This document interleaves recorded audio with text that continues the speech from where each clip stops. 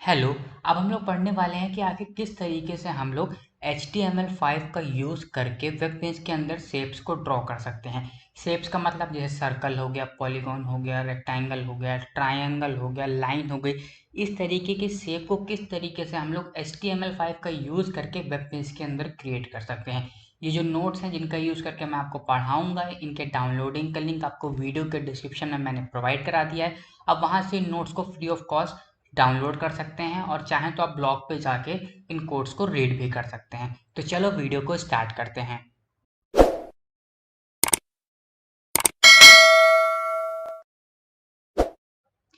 Web page के अंदर HTML5 का यूज़ करके शेप्स ड्रॉ करने के दो तरीके होते हैं, जिसमें से पहला तरीका होता है SVG। SVG का फुल फॉर्म होता है स्केलेबल वेक्टर ग्राफिक। इसका यूज़ होता है use to draw shapes with HTML style markup. We make paths, box, circle, text and graphic image by using SVG। मतलब कि SVG का यूज़ करके हम लोग वेब पेज के अंदर शेप्स को ड्रॉ कर सकते हैं। कैसे शेप? जैसे पाथ हो गया, बॉक्स हो गए, सर्कल हो गए, एसेट्रा एसेट्रा। इन सारे शेप्स को हम लोग क्रिएट कर सकते हैं वेब पेज के अंदर बाय यूजिंग HTML, अगर हम लोग SVG का यूज करें। It is not pixel based. SVG से बनाई हुई जो इमेज होती है, जो शेप होते हैं, वो पिक्सल बेस्ड नहीं होते हैं। It can not be magnified infinitely with no loss of quality. मतलब कि अगर हम लोग कोई ऐसा शेप है जो SVG का यूज करके हम लोगों ने वेब पेज के अंदर बनाया है और उसको अगर हम लोग जूम करें तो जो उसकी क्वालिटी है वो लॉस हो जाएगी। इसका रीज़न ये होता है कि जो हमारी SVG से जो हमने शेप बनाया है वो पिक्सल बेस्ड नहीं होता है। इसी वजह से जब भी हम लोग SVG को अगर इनफाइनेटली मैग्नीफाइंग कर देंगे तो जो उसकी क्वालिटी है वो लॉस हो जाएगी। Every element and every attribute in SVG file can be animated. SVG का यूज़ करके हम जो भी इमेज बनाते हैं, जो भी शेप बनाते हैं, हम हर एक इमेज जो कि SVG का यूज़ करके बनी है वेब पेज के अंदर, उसको हम लोग एनिमेट भी कर सकते हैं। अभी आगे मैं यही बताऊंगा कि आखिर किस तरीके से आप SVG की बनाई हुई इमेज को एनिमेट करते हैं। ओवरऑल आप इतना समझ लीजिए कि SVG का फुल फॉर्म होता है स्केलेबल वेक्टर ग्राफिक, जिसका यूज़ होता है शेप्स को क्रिएट करने में। ये पिक्सल बेस्ड नहीं होती है, जिसकी वजह से हम लोग इसको इनफाइनेटली मैग्नीफाई नहीं कर सकते हैं बिना क्वालिटी को लॉस किए हुए। साथ ही साथ हम लोग SVG से बनाए हुए जो भी शेप्स होते हैं उनको एनिमेट भी कर सकते हैं। How to use. देखो, अगर हमें वेब पेज के अंदर HTML का यूज करके कोई भी चीज क्रिएट करनी है तो हम लोग टैग्स का यूज करते हैं। अगर हमें टेबल क्रिएट करनी है तो हम लोग टेबल टैग का यूज करते हैं। अगर हमें लाइन क्रिएट करनी है तो हम लोग li टैग का यूज करते हैं। अगर हमें हेडिंग्स क्रिएट करनी है तो हम लोग H1 H2 हेडिंग टैग्स का यूज कर लेते हैं। वैसे ही अगर हमें SVG का यूज करके कोई भी शेप क्रिएट करना है, ड्रॉ करना है, तो उसके लिए हम लोग SVG टैग का यूज करते हैं। कौन सा टैग? SVG टैग का यूज करके हम लोग शेप को ड्रॉ करते हैं। इसके अंदर हम लोग को दो एट्रीब्यूट का यूज करना होता है। पहला एट्रीब्यूट होता है विद, दूसरा एट्रीब्यूट होता है हाइट, जो कि ये डिसाइड करता है कि आपका जो वेब पेज है उसके अंदर कितने एरिया में आपको शेप को क्रिएट करना है। जो भी आप शेप क्रिएट करना चाहते हैं उसके लिए ये आपको एरिया प्रोवाइड कर देता है उस वेब पेज में, और आप उस वेब पेज के अंदर उस शेप को क्रिएट कर सकते हो जो आप क्रिएट करना चाहते हो। इस चीज़ को मैं jsbin.com में जाकर आपको समझा देता हूँ कि आखिर SVG टैग को हम लोग कैसे ओपन करते हैं और विद और हाइट एट्रीब्यूट का कैसे यूज करते हैं। सबसे पहले हमें क्या करना है, SVG टैग को ओपन करना है और यहाँ पर दो एट्रीब्यूट की वैल्यू पास कर देनी है। पहला है विद, WIDTH विद, इसकी वैल्यू मैं पास कर देता हूँ 1000। उसके बाद है हाइट, HEIGHT हाइट, और यहाँ पर हाइट की वैल्यू भी मैं पास कर देता हूँ 1000। अब ये जो SVG टैग है इसका क्लोजिंग टैग भी होता है, तो मैं क्या करूँगा, SVG टैग को क्लोज भी कर दूंगा, बैक स्लैश लगा के लिख दूंगा SVG, और ये जो मेरा टैग है वो क्लोज हो गया।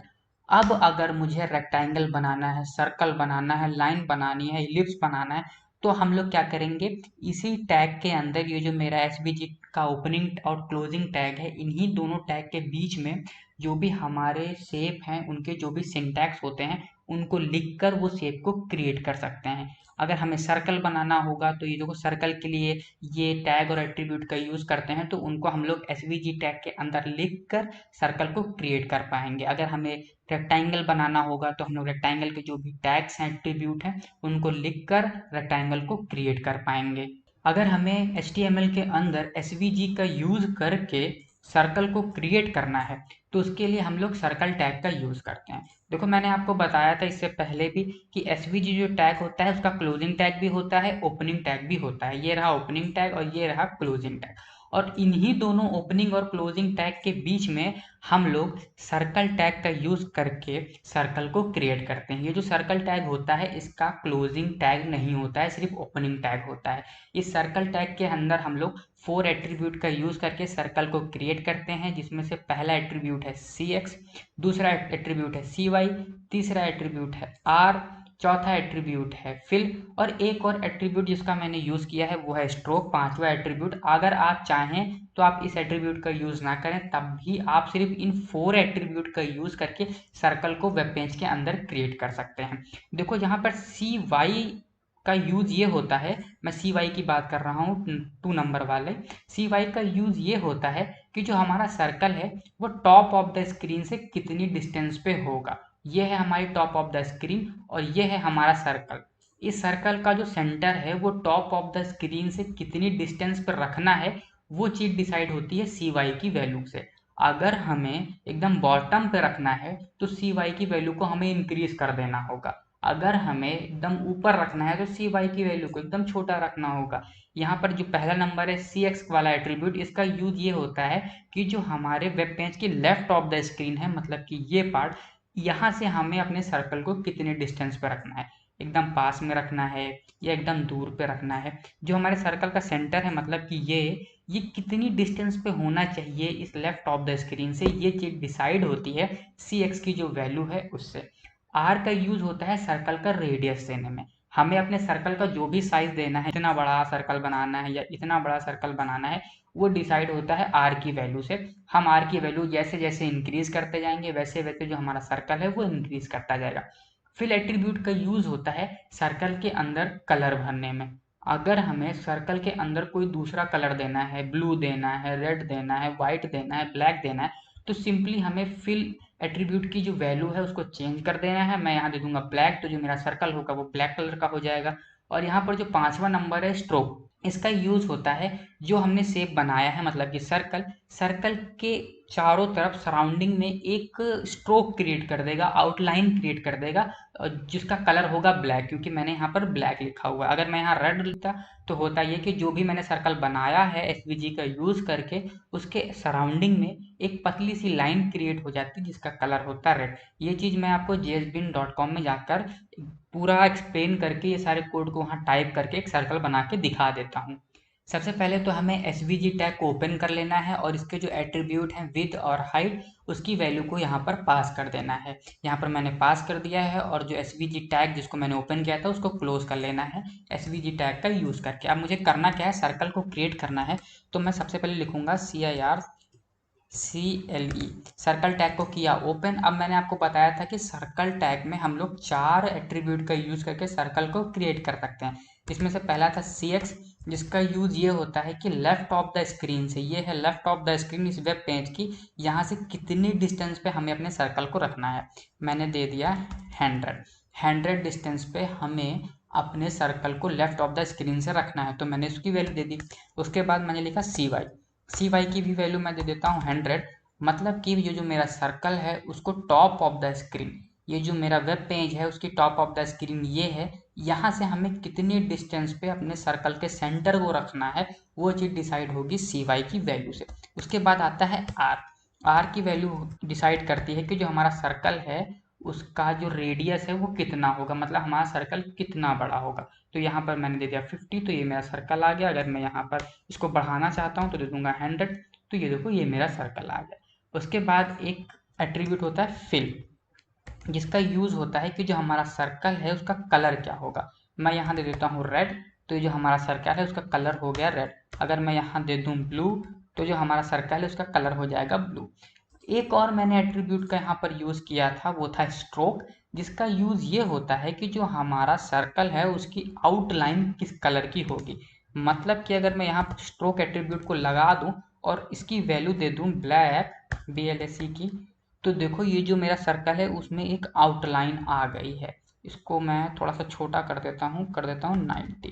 तो यहाँ पर आप देख पाएंगे कि एक पतली सी आउटलाइन आ गई है ब्लैक कलर की। अगर मैं यहाँ पर दे दूँ रेड, तो जो हमारा सर्कल होगा इसके सराउंडिंग में एक आउटलाइन आ जाएगी रेड कलर की। तो इस तरीके से हम लोग सर्कल टैग का यूज़ करके SVG का यूज़ करके अपने वेब पेज के अंदर सर्कल को ड्रॉ कर सकते हैं, और लास्ट में स्लैश का यूज़ करके हम लोग इस सर्कल टैग को यहाँ पर बंद कर देते हैं। सर्कल टैग का कोई भी क्लोजिंग टैग नहीं होता है, इस वजह से सिर्फ हम इतना लिख के इसे छोड़ देते हैं और सर्कल को क्रिएट कर लेते हैं। तो इस तरीके से हम लोग SVG का यूज़ करके वेब पेज के अंदर सर्कल को क्रिएट करते हैं।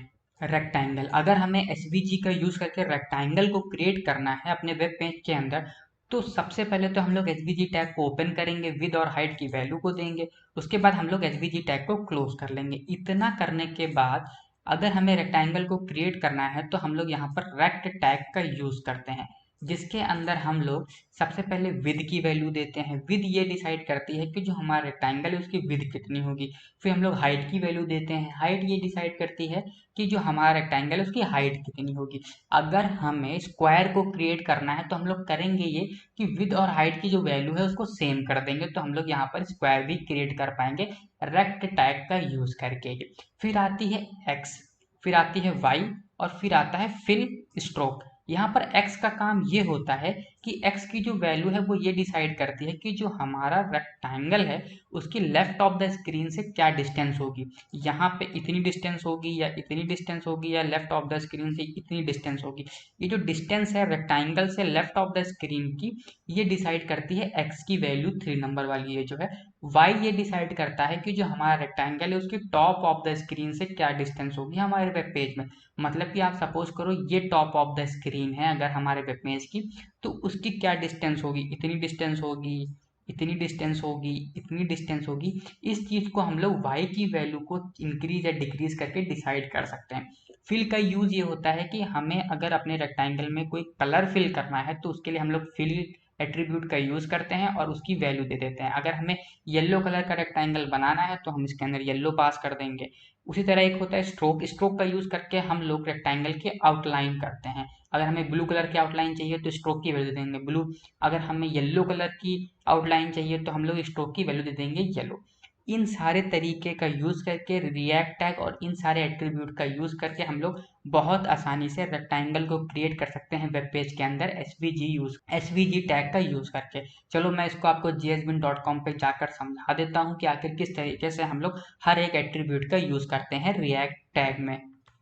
सबसे पहले हम लोग यहाँ पर रेक्ट टैग को ओपन कर लेंगे और फिर विद की वैल्यू दे देंगे WIDTH, और वैल्यू मैं दे दूंगा इसकी विद को मैं कर देता हूँ 200।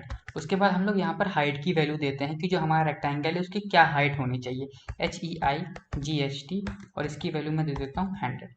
उसके बाद हम लोग करते ये हैं कि जो हमारा सर्कल है वो लेफ्ट ऑफ द स्क्रीन से कितना दूर होना चाहिए, उसके लिए हम लोग x की वैल्यू दे देते हैं। मैं यहाँ पर दे दूंगा 50। तो 50 लिखते ही ये जो डबल इक्वल टू हो गया, सिंगल इक्वल टू होता है, 50 लिखते ही जो हमारा रेक्टेंगल है वो थोड़ा सा लेफ्ट ऑफ द स्क्रीन से दूर हो जाएगा। जितना दूर हमें करना है उतनी वैल्यू को हमें इंक्रीज करते जाना है, और हमारा जो रेक्टेंगल है वो उतना दूर लेफ्ट ऑफ द स्क्रीन से होता चला जाएगा। उसके बाद हम लोग लिखते हैं y ये डिसाइड करता है कि जो हमारा रेक्टेंगल है वो टॉप ऑफ द स्क्रीन से कितनी डिस्टेंस पे होगा। अगर मैं लिखूं 50 तो ये देखो थोड़ा नीचे आ जाएगा। अगर मैं लिखूं यहाँ पर 200 तो एकदम और नीचे आ जाएगा। तो ये जो हमारा वेब पेज है उसके टॉप ऑफ द स्क्रीन से कितनी दूरी पे होना चाहिए हमारा रेक्टेंगल, वो डिसाइड होता है y का यूज करके। फिर हम लोग यूज करते हैं फिल एट्रीब्यूट, जिसका यूज करके हम लोग रेक्टेंगल के कलर को डिसाइड करते हैं। अगर मैं लिख दूं रेड तो हमारा जो रेक्टेंगल है उसका कलर हो जाएगा रेड। अगर मैं लिख दूं यहाँ पर येलो तो जो हमारा रेक्टेंगल है उसका कलर हो जाएगा येलो। अगर मैं यहाँ पर कर दूं ब्लू तो जो हमारा रेक्टेंगल है उसका कलर हो जाएगा ब्लू। उसके बाद हम लोग यूज करते हैं स्ट्रोक। अगर आप लोग स्ट्रोक का यूज ना भी करो तब भी चलता है। स्ट्रोक के अंदर हम लोग ये लिखते हैं कि जो हमारा रेक्टेंगल है उसकी आउटलाइनिंग किस कलर की होगी। अगर मैं यहाँ पर लिख दूं ब्लैक, BLAC की ब्लैक, तो जो हमारा रेक्टेंगल है उसमें एक ब्लैक कलर की आउटलाइन आ जाएगी। मैं आपको बता दूं, ये जो रिएक्ट टैग होता है RECT रिएक्ट टैग, इस टैग का यूज करके हम लोग रेक्टेंगल को क्रिएट करते हैं और इस टैग का कोई भी क्लोजिंग टैग नहीं होता है। तो हम लोग सिंपली एक बैक स्लैश और इसको यहाँ पर क्लोज कर देंगे। इस तरीके से हम लोग रेक्टेंगल को क्रिएट कर सकते हैं वेब पेज के अंदर SVG का यूज करके। अगर हम लोग लाइन क्रिएट करना चाहते हैं वेब पेज के अंदर, तो उसके लिए हम लोग लाइन टैग का यूज करते हैं SVG टैग के अंदर। लाइन टैग के अंदर बेसिकली हम लोग 4 एट्रीब्यूट का यूज करते हैं, जिसमें से पहला होता है x1 y1 x2 y2। ये 4 एट्रीब्यूट का यूज करके हम लोग लाइन को बहुत आसानी से क्रिएट कर सकते हैं। उसके अलावा भी हम लोग अगर अपनी लाइन को मॉडिफाई करना चाहते हैं तो और भी एट्रीब्यूट का यूज करके अपनी लाइन को मॉडिफाई कर सकते हैं। बस बेसिकली ये 4 एट्रीब्यूट का ही यूज होता है। देखो ये 4 एट्रीब्यूट की वैल्यू कैसे हम लोग देते हैं, इनको कैसे करते हैं, ये चीज आपको एक्सपीरियंस से ही आएगी। या फिर अगर आपने 9th और 10th में, 11th और 12th में अगर आपने एक चैप्टर था कोऑर्डिनेट इक्वेशन, अगर आपने लाइन की इक्वेशन पढ़ी हो, x1 y1 और x2 y2 का यूज करके किस तरीके से लाइन की इक्वेशन निकालते हैं, तो आप बहुत आसानी से यहाँ पे अंडरस्टैंड कर जाओगे कि आखिर x1 y1 x2 y2 का यूज कैसे करना है। ये x1 y1 x2 y2 है, बस ये कोऑर्डिनेट हैं जिनका यूज करके हम लोग लाइन को क्रिएट करते हैं। अगर हमें अपने लाइन को मॉडिफाई करना है, मतलब अगर हमें जो हमने लाइन बनाई है उसका हमें कलर देना है, तो उसके लिए हम लोग स्ट्रोक एट्रीब्यूट का यूज करते हैं। अगर हमें जो हमने लाइन बनाई है उसको हमें जो उसका एंड है, मतलब हर लाइन का एंड होता है, जैसे यहाँ पर मैं एक लाइन क्रिएट कर दूं, ये देखो इसका ये एंड है जो कि राउंड है। अगर मैं चाहता हूँ कि उसका जो मेरी जो लाइन है उसका एंड राउंड हो, तो मैं stroke line cap equal to round लिख दूंगा, तो जो मेरी लाइन क्रिएट होगी वेब पेज के अंदर उसका भी जो एंडिंग होगी वो भी राउंड होगी। बट अगर मैं ये लाइन नहीं ऐड करूंगा तो जो उसकी एंडिंग होगी वो राउंड नहीं होगी, वो एक छोटा सा रेक्टेंगल आपको दिखेगा। स्ट्रोक विद का यूज करके हम अपनी लाइन को काफी ज्यादा थिक कर सकते हैं। जितना हमें अपनी लाइन को थिक करना है उतनी हम लोग को यहाँ पर वैल्यू को इंक्रीज कर देना होगा और जो हमारी लाइन है वो उतनी थिक होती जाएगी। तो चलो मैं इसको आपको JSBin.com में कोड लिख कर इसको रन कराकर दिखा देता हूँ कि आखिर लाइन को हम लोग कैसे क्रिएट करते हैं। लाइन को क्रिएट करने के लिए सबसे पहले तो हम लोग SVG टैग को ओपन करेंगे, क्लोज करेंगे, और जो भी SVG के एट्रीब्यूट होते हैं, मतलब कि विड्थ और हाइट, इनकी वैल्यूज को मैं यहाँ पर पास कर दूंगा। अब मुझे यहाँ पर लाइन को क्रिएट करना है, तो लाइन क्रिएट करने के लिए हम लोग लाइन टैग का यूज करते हैं, इसलिए मैं लाइन टैग को ओपन कर लूंगा। अब यहाँ पर मैं लिखूंगा x1 और x1 की वैल्यू दे दूंगा 20। उसके बाद मैं लिखूंगा y1 और इसकी भी वैल्यू दे दूंगा 20। अब मुझे क्या करना है, x2 और y2 की भी वैल्यू को यहाँ पर इनपुट करना होगा। तो मैं लिखूंगा x2 जिसकी वैल्यू मैं दे देता हूँ 100, फिर लिखूंगा y2 और इसकी वैल्यू मैं दे देता हूँ 200। अब यहाँ पर ये जो लाइन है वो आपको दिखेगी नहीं क्योंकि यहाँ पर मैंने लाइन का कोई कलर नहीं दिया है। तो मैं यहाँ लिख दूंगा stroke equal to black BLACK। इतना लिखते ही आपके जो वेब पेज है वहाँ पर लाइन क्रिएट हो जाएगी। मैं यहाँ पर इसको क्लोज कर देता हूँ। इतना का यूज करके हम लोग लाइन को बहुत आसानी से क्रिएट कर सकते हैं और हमारी लाइन विजिबल भी हो जाएगी। अब अगर हम इस लाइन को मॉडिफाई करना चाहते हैं तो मॉडिफाई करने के लिए और भी एट्रीब्यूट हैं, जैसे यहाँ है stroke with, stroke line cap. देखो स्ट्रोक विद का यूज कैसे करते हैं पहले हम लोग ये देखते हैं। अगर हमें इस लाइन को थिक करना है तो हम लोग लिखेंगे क्या, यहाँ पर लिखेंगे स्ट्रोक